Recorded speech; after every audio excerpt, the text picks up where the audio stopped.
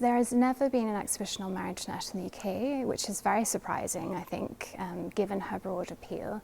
And there is a lot of interest and fascination for MetroTV in this country, partly because of Lady Antonia Fraser's biography that was a huge sort of worldwide bestseller, and then also because of Sofia Coppola's film that was made based on that book as well. So there's a huge interest in MetroTV in Britain, and Britain also plays quite a role in her story in that it was British collectors in the 19th century who were buying up parts of her collection when they came to auction, because during the Revolution all the objects in the royal palaces were dispersed, they were sold in revolutionary sales. So British collectors were really instrumental in preserving her style, because they were buying things that came to auction and bringing them back to their country houses, bringing them back to their townhouses. So a lot survives really because of them. So there's always been this fascination. I don't know why there hasn't been an exhibition until now, but because we at the V&A, we're a museum of art and design, and because we focus on style and design icons, MetroTV is arguably kind of the first fashion icon. I mean, she's certainly an early modern celebrity as we would consider her today. And her influence is so universal now, although she was Queen of France, you know, she's influential across the world.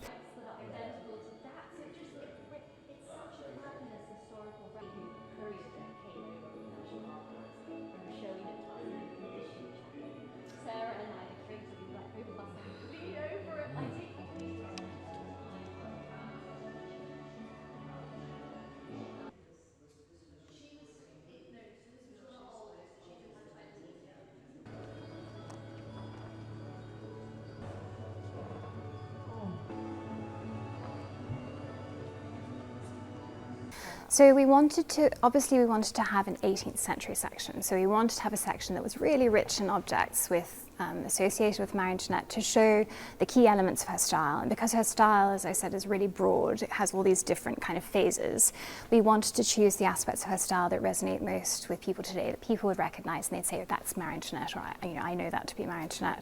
So we brought together really the best objects in terms of 18th century dress and textiles. We wanted to show just how beautiful those objects from that period were. I mean, this is really when Paris and Versailles are the center of fashion in Europe, and it's also when the fashion industry is professionalizing, you know, in a way that we would recognize today. And women are integral to that. And it's also when the fashion press is also starting as well. It's when the fashion press is in its infancy. There are fashion magazines coming out weekly, and styles are changing and accelerating really, really quickly. So all of that we wanted to show.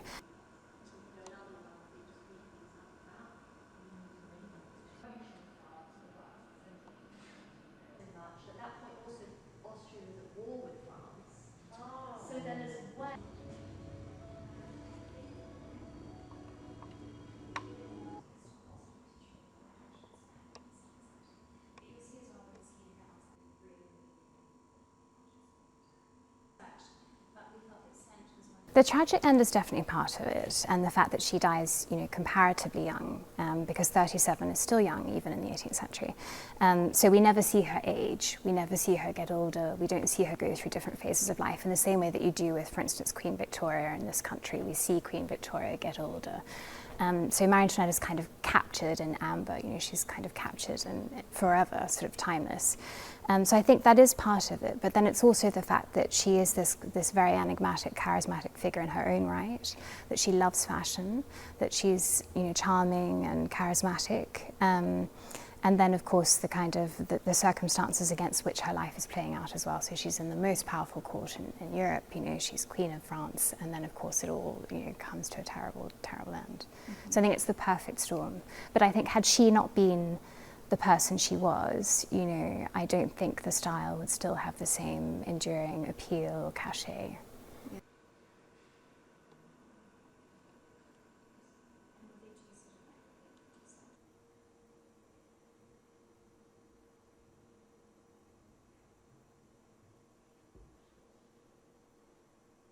Sofia Coppola's film has been so influential, and I don't think actually that we would be having an exhibition on Mary Antoinette now if it had not been for her film, because her film has has achieved such a cult status. It's such a beautiful film, and it really captures a lot of the sort of spirit of Mary Antoinette, I think, that is also in Lady Antonia's biography.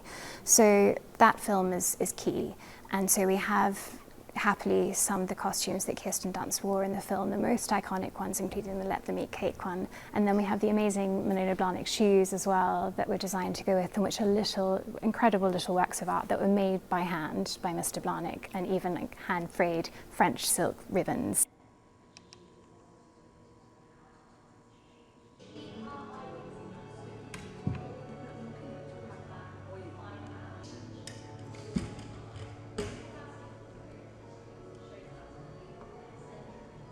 Jelajahi cara baru mendapatkan informasi. Download MetroTV Extend sekarang.